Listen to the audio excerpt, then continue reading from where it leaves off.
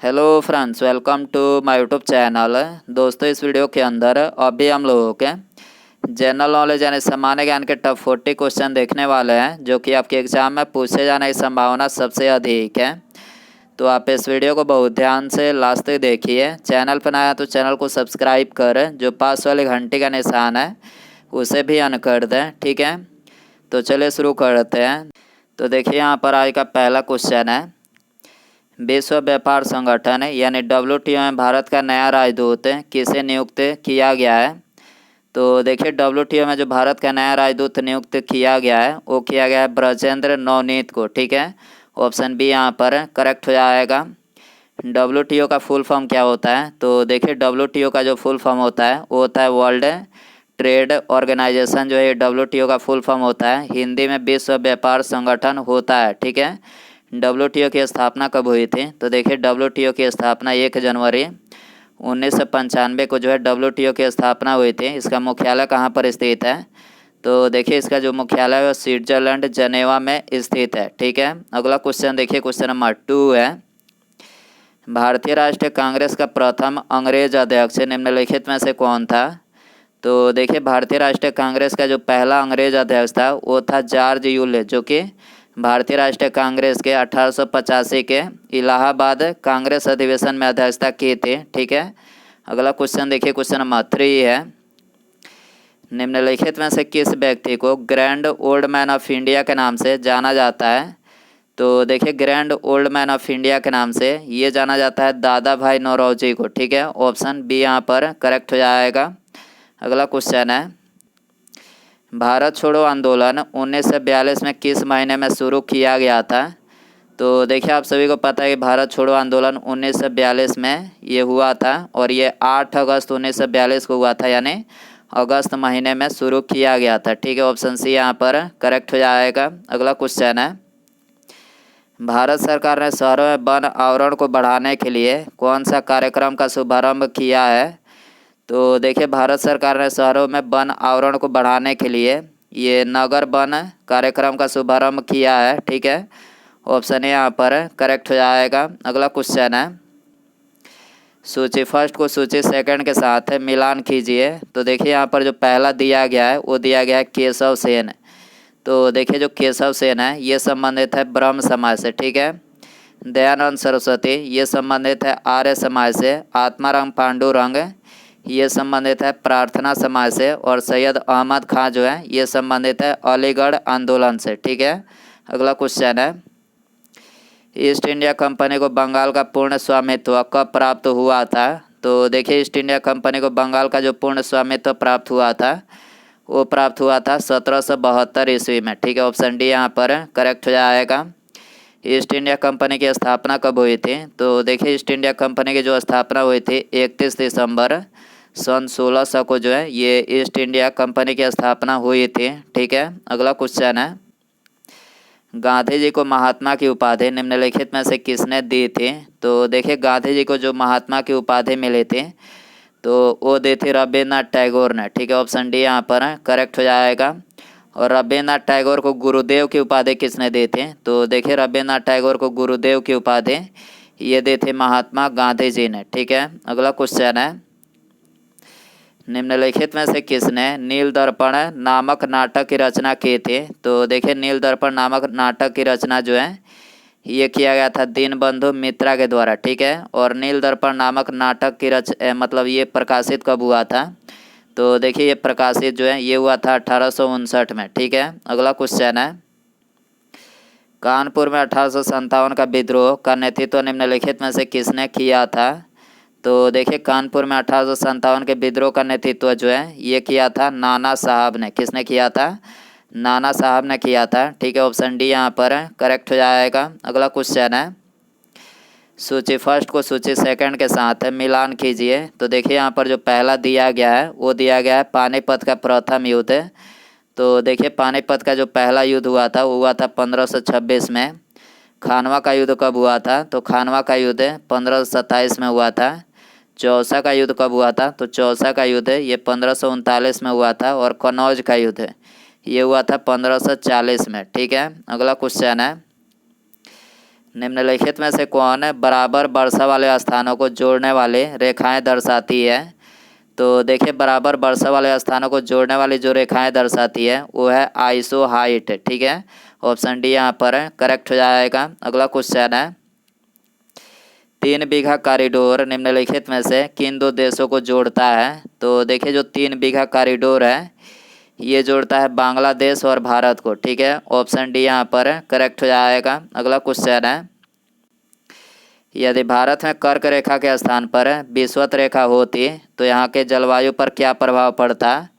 तो देखिए यहाँ की जलवायु जो होती ये अधिक ताप और अधिक वर्षा होती। ठीक है, तो यहाँ पर ऑप्शन बी यहाँ पर करेक्ट हो जाएगा। अगला क्वेश्चन है आरबीआई के लोगो में कौन से ट्री यानी पेड़ का चित्र अंकित है? तो देखिए जो आरबीआई का लोगो है तो उसमें किस ट्री यानी पेड़ का चित्र अंकित है? तो ये खजूर का पेड़ के मतलब चित्र अंकित है। ठीक है, और इसमें कौन सा पशु अंकित है? तो देखिए इसमें पशु जो है ये बाघ पशु जो है अंकित है। ठीक है, अगला क्वेश्चन है निम्नलिखित में से कौन सा नगर राष्ट्रीय राजमार्ग संख्या 7 पर स्थित नहीं है?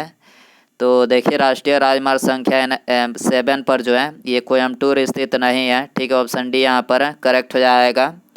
राष्ट्रीय राजमार्ग संख्या 7 जो है ये वाराणसी से कन्याकुमारी तक जाती है और इसकी लंबाई कितनी है? तो इसकी लंबाई 2369 किलोमीटर जो है इसकी लंबाई है। ठीक है, अगला क्वेश्चन है भारत में चंदन की लकड़ी के वन सर्वाधिक कहाँ पर पाए जाते हैं? तो देखिए भारत में चंदन की लकड़ी के जो वन सबसे अधिक पाए जाते हैं वो पाए जाते हैं नीलगिरी की पहाड़ियों में। ठीक है, ऑप्शन सी यहाँ पर करेक्ट हो जाएगा।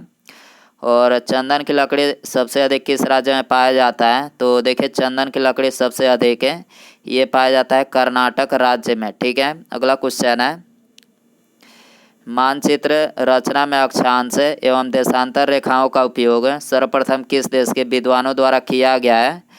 तो देखिए मानचित्र रचना में अक्षांश एवं देशांतर रेखाओं का जो उपयोग सबसे पहले किया गया है वो किया गया था यूनानी विद्वानों के द्वारा। ठीक है, ऑप्शन डी यहाँ पर यूनानी देश के विद्वानों के द्वारा किया गया था। ठीक है, ऑप्शन डी यहाँ पर करेक्ट हो जाएगा। अगला क्वेश्चन है भारत की तटरेखा की कुल लंबाई लगभग कितने किलोमीटर है? तो देखिए भारत की तटरेखा की जो कुल लंबाई है वो है 7516 किलोमीटर। ठीक है, ऑप्शन बी यहाँ पर करेक्ट हो जाएगा। अगला क्वेश्चन है निम्नलिखित में से कौन सा युग्म सही सुमेलित नहीं है?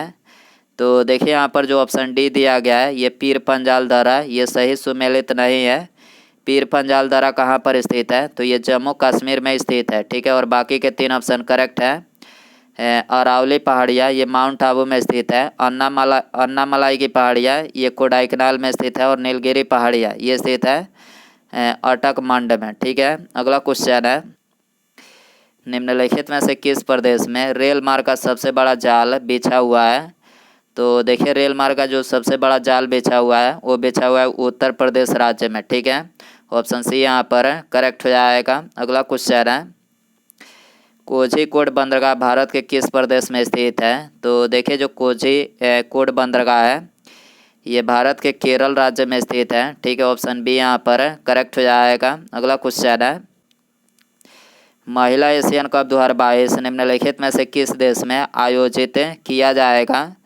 तो देखिए महिला एशियन कप 2022 जो है ये आयोजित किया जाएगा भारत देश में। ठीक है, ऑप्शन सी यहाँ पर करेक्ट हो जाएगा। अगला क्वेश्चन है गंगा नदी का डेल्टा निम्नलिखित में से किस प्रकार के डेल्टा का उदाहरण है? तो देखिए गंगा नदी का जो डेल्टा है ये चापाकार डेल्टा का उदाहरण है। ठीक है, ऑप्शन सी यहाँ पर करेक्ट हो जाएगा। अगला क्वेश्चन है भारत में निम्नलिखित में से किसे न्यायिक समीक्षा का अधिकार प्राप्त है?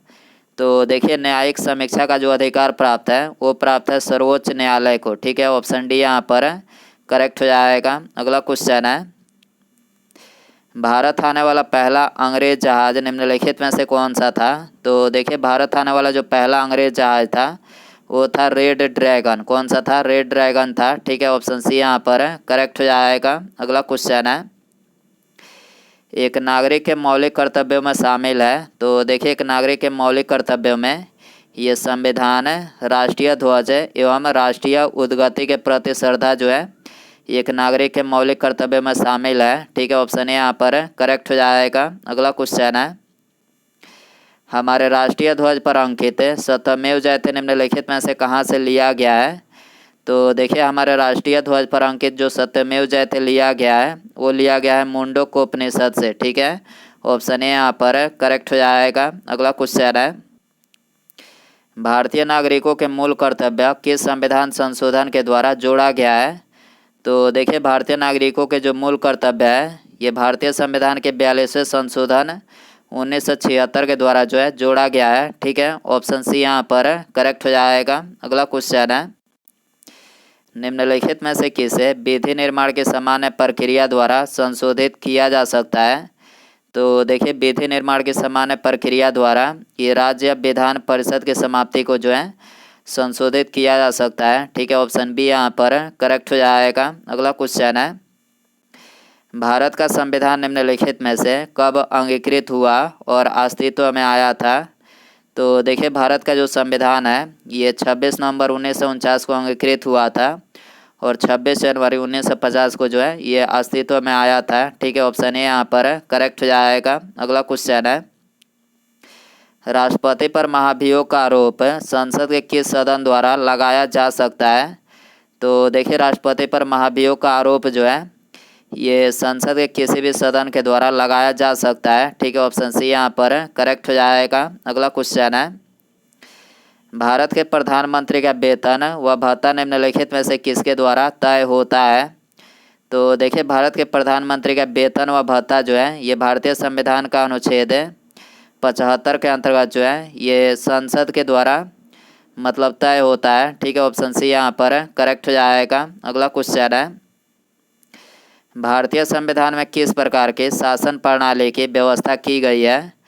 तो देखिए भारतीय संविधान में ये सदनात्मक शासन प्रणाली की व्यवस्था की गई है। ठीक है, ऑप्शन सी यहाँ पर करेक्ट हो जाएगा। अगला क्वेश्चन है, भारतीय संविधान का अनुच्छेद 25 निम्नलिखित में से किससे संबंधित है? तो देखिए भारतीय संविधान का जो अनुच्छेद 25 है ये संबंधित है धर्म की स्वतंत्रता से। किससे संबंधित है? धर्म की स्वतंत्रता से संबंधित है। ठीक है, ऑप्शन सी यहाँ पर करेक्ट हो जाएगा। अगला क्वेश्चन है, फलों को जल्दी पकाने के लिए निम्नलिखित में से किसका उपयोग किया जाता है? तो देखिए फलों को जल्दी पकाने के लिए ये एथिलीन का उपयोग किया जाता है। ठीक है, ऑप्शन ए यहाँ पर करेक्ट हो जाएगा। अगला क्वेश्चन है, अमाशय रस पाचन क्रिया में सहायक है। इस रस का कौन सा घटक टाइलिन को निष्क्रिय करता है? तो देखिए जो टाइलिन को निष्क्रिय करता है वो है हाइड्रोक्लोरिक अम्ल यानी HCl जो है ये टाइलिन को निष्क्रिय करता है। ठीक है, ऑप्शन डी यहाँ पर करेक्ट हो जाएगा। अगला क्वेश्चन है, निम्नलिखित में से सबसे छोटा पुष्पी पादप कौन सा है? तो देखिए जो सबसे छोटा पुष्पी पादप है वो है बुल्फिया। ठीक है, ऑप्शन सी यहाँ पर करेक्ट हो जाएगा। और सबसे बड़ा पुष्पी पादप कौन सा है? तो देखिए जो सबसे बड़ा पुष्पी पादप है वो है रेफ्लोसिया। ठीक है, उसके बाद यहाँ पर हमारा अगला क्वेश्चन है, वर्तमान में किस पोर्ट का नाम बदलकर श्यामाजी प्रसाद मुखर्जी पोर्ट ट्रस्ट कर दिया गया है? तो देखिए यहाँ पर आपको 4 ऑप्शन दिया गया है। ऑप्शन ए कोलकाता पोर्ट है, मुंबई पोर्ट है, कंडाला पोर्ट जो गुजरात में है, कोचिन पोर्ट जो कि केरल में है। तो दोस्तों आप इसका आंसर जो है कमेंट बॉक्स में ज़रूर बताएं और आप इनमें से कितने क्वेश्चन सही कर पाएँ ये भी कमेंट से बताएं। और चैनल पर नया है तो चैनल को सब्सक्राइब कर जो पास वाले घंटे का निशान है उसे भी ऑन कर दें। ठीक है, और आप इसके PDF जो है हमारे टेलीग्राम चैनल से मतलब डाउनलोड कर सकते हैं जिसका लिंक इस वीडियो के डिस्क्रिप्शन में दिया गया है। ठीक है, तो मिलते हैं अगले वीडियो में। Thanks for watching.